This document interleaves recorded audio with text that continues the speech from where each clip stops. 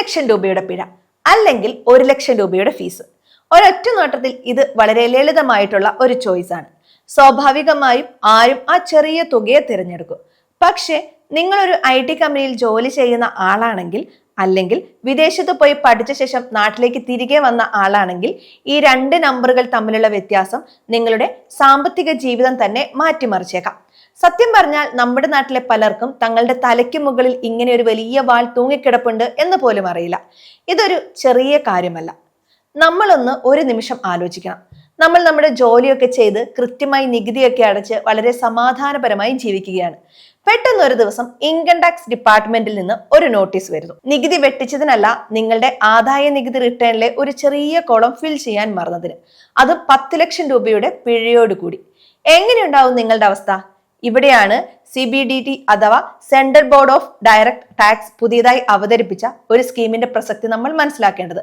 സ്കീമിന്റെ പേര് fast DS 2026, foreign asset of small tax payers disclosure scheme എന്നാണ് ഇതിന്റെ പൂർണ്ണരൂപം. ബിസിനസ് സ്റ്റാൻഡേർഡിന്റെ ഓഗസ്റ്റ് 15 ഏറ്റവും പുതിയ റിപ്പോർട്ട് പ്രകാരം ഓഗസ്റ്റ് 16 മുതൽ ഡിസംബർ 31 വരെയാണ് ഈ വിൻഡോ ഓപ്പൺ ആയിരിക്കുക. വിദേശ ആസ്തികൾ എന്ന് കേൾക്കുമ്പോൾ ഇതൊരു വലിയ സംഗതിയാണെന്ന് പലരും കരുതും. വൻകിട ബിസിനസ്സുകാർക്കും കോടീശ്വരന്മാർക്കും മാത്രമുള്ളതാണ് തോന്നും. പക്ഷെ അതങ്ങനെയല്ല. നമ്മളെപ്പോലെയുള്ള സാധാരണക്കാരെയാണ് ഇത് കൂടുതൽ ബാധിക്കുന്നത്. നിങ്ങളൊരു MNCയിൽ ജോലി ചെയ്യുന്നു എന്ന് കരുതുക. മികച്ച പ്രകടനത്തിന് കമ്പനി നിങ്ങൾക്ക് കുറച്ച് ESOP അല്ലെങ്കിൽ RSU നൽകിയിട്ടുണ്ടാകും. അത് വിദേശത്തുള്ള അവരുടെ പാരന്റ് കമ്പനിയുടെ ഷെയറുകളാകും. അതല്ലെങ്കിൽ നിങ്ങൾ വിദേശത്ത് പഠിക്കാൻ പോയപ്പോൾ അവിടെ ഒരു ബാങ്ക് അക്കൗണ്ട് തുടങ്ങി തിരികെ വരുമ്പോൾ അത് ക്ലോസ് ചെയ്യാൻ മറന്നു പോയിട്ടുണ്ടാകാം. ഒരു പക്ഷെ നിങ്ങളൊരു NRI ആയിരുന്ന സമയത്ത് വിദേശത്ത് തുടങ്ങിയ ഒരു ലൈഫ് ഇൻഷുറൻസ് പോളിസി ആയിരിക്കാം. LRS വഴി വിദേശ ഷെയറുകൾ വാങ്ങിയവരും നിരവധിയാണ്. ഇതൊക്കെ വിദേശ ആസ്തികളാണ്. ഇൻകം ടാക്സ് നിയമപ്രകാരം നിങ്ങൾ ഇന്ത്യയിൽ താമസിക്കുന്ന ഒരു വ്യക്തിയാണെങ്കിൽ നിങ്ങളുടെ ITR ഫയൽ ചെയ്യുമ്പോൾ ഷെഡ്യൂൾഡ് FA എന്നൊരു ഭാഗത്ത് ഈ വിവരങ്ങൾ കൃത്യമായും കാണിച്ചിരിക്കണം. മുൻപ് ഈ വിവരങ്ങൾ നൽകിയില്ലെങ്കിൽ അബദ്ധത്തിൽ സംഭവിച്ചതാണെങ്കിൽ പോലും 2015 ബ്ലാക്ക് മണി ആക്ട് പ്രകാരം 10 ലക്ഷം രൂപയായിരുന്നു ഫ്ലാറ്റ് പെനാൽറ്റി. അതെ, 10 ലക്ഷം രൂപ. നിങ്ങളുടെ വിദേശത്തുള്ള ബാങ്ക് അക്കൗണ്ടിൽ കിടക്കുന്നത് വെറും 10,000 രൂപയാണെങ്കിൽ പോലും അത് റിപ്പോർട്ട് ചെയ്യാൻ വിട്ടുപോയാൽ പിഴ 10 ലക്ഷം രൂപയാണ്. മാത്രമല്ല ഇതിന്റെ പേരിൽ പ്രോസിക്യൂഷൻ നടപടികളും നേരിടേണ്ടി വരും, അതായത് ക്രിമിനൽ കേസുകൾ. ശമ്പളത്തിന് കൃത്യമായി നികുതി അടച്ചാലും ഈ ഒരു ചെറിയ തെറ്റിന് ഇത്രയും വലിയ ശിക്ഷ ലഭിച്ചിരുന്ന ഒരു കാലവും ഉണ്ടായിരുന്നു. ഇൻകം ടാക്സ് വകുപ്പ് ഇത് എങ്ങനെ കണ്ടുപിടിക്കും എന്ന് നിങ്ങൾ ചിന്തിക്കുന്നുണ്ടാകും അല്ലേ? ഇവിടെയാണ് സാങ്കേതിക വിദ്യയുടെയും അന്താരാഷ്ട്ര കരാറുകളുടെയും കടന്നുവരവുള്ളത്. ആഗോളതലത്തിൽ രാജ്യങ്ങൾ തമ്മിൽ വിവരങ്ങൾ പങ്കുവയ്ക്കുന്ന ഒരു സംവിധാനം ഇപ്പോഴുണ്ട്. AEOI അല്ലെങ്കിൽ ഓട്ടോമാറ്റിക് എക്സ്ചേഞ്ച് ഓഫ് ഇൻഫർമേഷൻ എന്നാണ് ഇതിനെ വിളിക്കുന്നത്. അമേരിക്കയുമായി FATCA എന്നൊരു പ്രത്യേക കരാറുമുണ്ട്. ഇതൊരു ഓട്ടോമാറ്റിക് ട്രാഫിക് ക്യാമറ പോലെയാണ്. ഇത് പ്രവർത്തിക്കുമ്പോൾ ആരും ശ്രദ്ധിക്കില്ല, പക്ഷെ ഫൈൻ വരുമ്പോൾ നമ്മളെല്ലാവരും ഞെട്ടും. ഇവിടെ നടക്കുന്നതും അത് തന്നെയാണ്. വിദേശത്തുള്ള നിങ്ങളുടെ ബാങ്ക് ബ്രോക്കറോ നിങ്ങളുടെ വിവരങ്ങൾ അവരുടെ സർക്കാരിന് നൽകുന്നുണ്ട്. അവർ അത് നമ്മുടെ ടാക്സ് ഡിപ്പാർട്ട്മെന്റിന് കൈമാറും. അപ്പോൾ നിങ്ങൾ ഷെഡ്യൂൾഡ് FAയിൽ ഈ വിവരങ്ങൾ കാണിച്ചിട്ടില്ലെങ്കിൽ സിസ്റ്റം അത് വളരെ എളുപ്പത്തിൽ തന്നെ കണ്ടുപിടിക്കും. വിദേശ ആസ്തികൾ എന്ന് പറയുമ്പോൾ അതിന്റെ മൂല്യം എങ്ങനെയൊക്കെയാണ് കണക്കാക്കുന്നത്? വിദേശ കറൻസിയിലുള്ള തുകയെ രൂപയിലേക്ക് മാറ്റുമ്പോഴാണ് പലപ്പോഴും പ്രശ്നത്തിന്റെ യഥാർത്ഥ വലിപ്പം നമ്മൾ മനസ്സിലാക്കുന്നത്.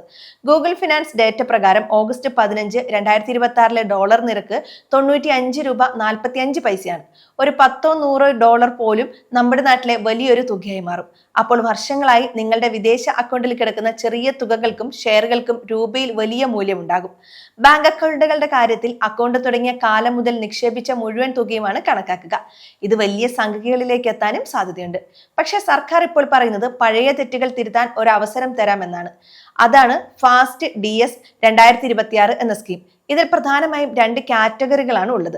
ബിസിനസ് സ്റ്റാൻഡേർഡ് നൽകിയ കണക്കുകൾ അനുസരിച്ച് കാറ്റഗറി 1 എന്ന് പറയുന്നത് നിങ്ങളുടെ വിദേശ ആസ്തി അല്ലെങ്കിൽ വരുമാനം പരമാവധി 1 കോടി രൂപ വരെ ആണെങ്കിൽ ഉള്ളതാണ്. ഇവിടെ നിങ്ങൾക്ക് 30% നികുതി 30% പിഴയും അടയ്ക്കണം. അതായത് മൊത്തം 60%. നിങ്ങൾ വരുമാനമായി കാണിക്കാത്ത 60 ലക്ഷം രൂപ അക്കൗണ്ടിലുണ്ടെങ്കിൽ അതിന് 24 ലക്ഷം രൂപ ടാക്സും 24 ലക്ഷം രൂപ പിഴയും ചേർത്ത് 48 ലക്ഷം രൂപ നൽകി നിങ്ങൾക്ക് ഈ പ്രശ്നം പരിഹരിക്കാം. പിഴ കുറഞ്ഞു. ഒരർത്ഥത്തിൽ ഇത് നല്ല വാർത്തയാണ് തീർച്ചയായും. പക്ഷേ ഇവിടെ മറ്റൊരു മാർഗം കൂടിയുണ്ട്. കാറ്റഗറി 2 ഇതിലെ ഏറ്റവും വലിയ ആശ്വാസം. നിങ്ങളുടെ വിദേശ ആസ്തികൾ നിങ്ങൾ നികുതി അടച്ച പണം ഉപയോഗിച്ച് വാങ്ങിയതാണെങ്കിലോ അല്ലെങ്കിൽ നിങ്ങളൊരു NRI ആയിരുന്ന സമയത്ത് സമ്പാദിച്ചതാണെങ്കിലോ നിങ്ങൾക്ക് ഈ കാറ്റഗറിയുടെ ആനുകൂല്യം ലഭിക്കും.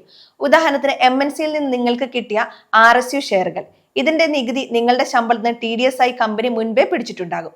അതുപോലെ NRI ആയിരിക്കുമ്പോൾ ഉണ്ടാക്കിയ സമ്പാദ്യം ഇന്ത്യൻ നികുതിയിൽ നൽകേണ്ടതില്ല എന്നതാണ്. ഇത്തരം ആസ്തികളുടെ മൂല്യം 5 കോടി രൂപ വരെ ആണെങ്കിൽ നിങ്ങൾ അടയ്ക്കേണ്ടത് വെറും ഒരു 1 ലക്ഷം രൂപയുടെ ഫീസ് മാത്രമാണ്. ഇവിടെ വലിയൊരു വ്യത്യാസവുമുണ്ട്. 10 ലക്ഷം രൂപയുടെ പിഴയും ക്രിമിനൽ കേസുകളും ഒഴിവാക്കാൻ വെറും 1 ലക്ഷം രൂപ മതിയാകും. പലരും വിചാരിക്കും, ഞാൻ എൻ്റെ ശമ്പളത്തിന് കൃത്യമായി ടാക്സ് അടയ്ക്കുന്നുണ്ടല്ലോ, എൻ്റെ വിദേശ സമ്പാദ്യത്തിന് ഞാൻ മുമ്പേ ടാക്സ് നൽകിയതാണല്ലോ എന്നൊക്കെ. പിന്നെ എന്തിനാണ് പേടിക്കുന്നതെന്ന്.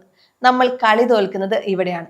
പ്രശ്നം നിങ്ങൾ നികുതി അടച്ചോ ഇല്ലയോ എന്നതിലല്ല, വിദേശത്തുള്ള ആസ്തി നിങ്ങളുടെ ITRലെ ഷെഡ്യൂൾഡ് FAയിൽ കാണിച്ചില്ല എന്ന് തന്നെയാണ് ഇവിടുത്തെ പ്രധാനപ്പെട്ട കാര്യം.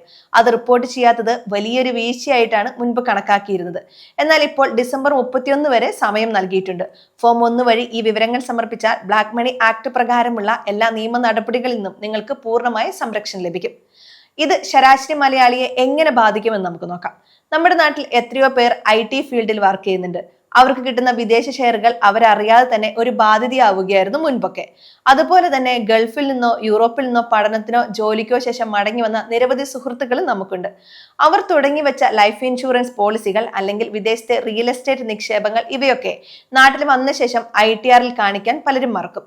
അവർക്കൊക്കെ ഇതൊരു വലിയ ആശ്വാസമാണ്. ഇതൊരു തരം ക്ലീൻ സ്റ്റേറ്റ് ആണ്. പഴയ തെറ്റുകൾ തിരുത്തി ഭയമില്ലാതെ മുന്നോട്ട് പോകാനുള്ള ഒരു വഴി. എന്നാൽ എല്ലാവർക്കും ഈ സ്കീം ഉപയോഗിക്കാൻ കഴിയില്ല എന്നതും പ്രത്യേകം ശ്രദ്ധിക്കണം. പക്ഷേ കാര്യമുണ്ട്. PMLA അതായത് പ്രൊവിൻഷൻ ഓഫ് മണി ലോണ്ടറി ആക്ട് പോലെയുള്ള ഗുരുതരമായ കേസുകളിൽപ്പെട്ടവർക്ക് ഈ സ്കീം വഴി രക്ഷപ്പെടാൻ കഴിയില്ല. അതുപോലെ ഇൻകം ടാക്സ് വകുപ്പ് മുൻപേ തന്നെ നോട്ടീസ് നൽകി അന്വേഷണം പൂർത്തിയാക്കിയ ബ്ലാക്ക് മണി കേസുകളിലും ഈ ഇളവ് ലഭിക്കില്ല. അല്ലാത്ത സാധാരണക്കാർക്ക് മാത്രമാണ് ഈ സ്കീം ഒരു അനുഗ്രഹമാകുന്നത്. നിങ്ങൾ ശ്രദ്ധിക്കേണ്ട ചില കാര്യങ്ങളുണ്ട്. 1. മാർച്ച് 31, 2026 എന്ന തീയതിയിലെ മൂല്യമാണ് ഈ സ്കീമിൽ ആസ്തികളുടെ ഫെയർ മാർക്കറ്റ് വാല്യൂ ആയി കണക്കാക്കേണ്ടത്. 2. ഫോം 1 സമർപ്പിച്ചാൽ 30 ദിവസത്തിനുള്ളിൽ ഫോം 2 വഴി നിങ്ങൾക്ക് ഓൺലൈൻ ഓർഡർ ലഭിക്കും. അത് കഴിഞ്ഞ് 60 ദിവസത്തിനുള്ളിൽ നിങ്ങൾ തുക അടയ്ക്കണം. ഈ സമയം വൈകിയാൽ ഓരോ മാസത്തിനും 1% വീതം പലിശ അധികമായി നൽകേണ്ടി വരും. ഡിസംബർ 31 വരെയാണ് സമയമുള്ളത്. അതുകൊണ്ട് തന്നെ അവസാന നിമിഷം വരെ കാത്തിരിക്കരുത്. ഈ കാര്യങ്ങളൊക്കെ നിങ്ങൾ ശ്രദ്ധിക്കണം. നിങ്ങൾക്ക് ഇത്തരം ആസ്തികൾ ഉണ്ടെങ്കിൽ അത് സ്വയം ചെയ്യാൻ ശ്രമിക്കുന്നതിന് മുൻപ് തീർച്ചയായും ഒരു അഡ്വൈസറുമായി ചർച്ച ചെയ്യാൻ നിങ്ങൾ ശ്രദ്ധിക്കണം. നിങ്ങളുടെ പഴയ ITR രേഖകളെല്ലാം എടുത്ത് പരിശോധിക്കാനും തയ്യാറാവണം. വിദേശത്ത് എന്തെങ്കിലും അക്കൗണ്ട് ക്ലോസ് ചെയ്യാതെ കിടക്കുന്നുണ്ടോ എന്ന് ഓർത്തു നോക്കുക. നിങ്ങളുടെ കമ്പനി തന്ന ഷെയറുകളുടെ വിവരങ്ങൾ കൃത്യമായി ശേഖരിക്കുക. ഇതൊക്കെ ഒരു വലിയ തലവേദന ഒഴിവാക്കാൻ നിങ്ങളെ സഹായിക്കും. ഈ വീഡിയോ ഇൻഫർമേഷൻ പർപ്പസിന് വേണ്ടി മാത്രമുള്ളതാണ്. ഏതെങ്കിലും ഫിനാൻഷ്യൽ ഡിസിഷൻ എടുക്കുന്നതിന് മുമ്പ് ഒരു SEBI രജിസ്റ്റേർഡ് ഉദ്യോഗസ്ഥരുമായി ബന്ധപ്പെടുക.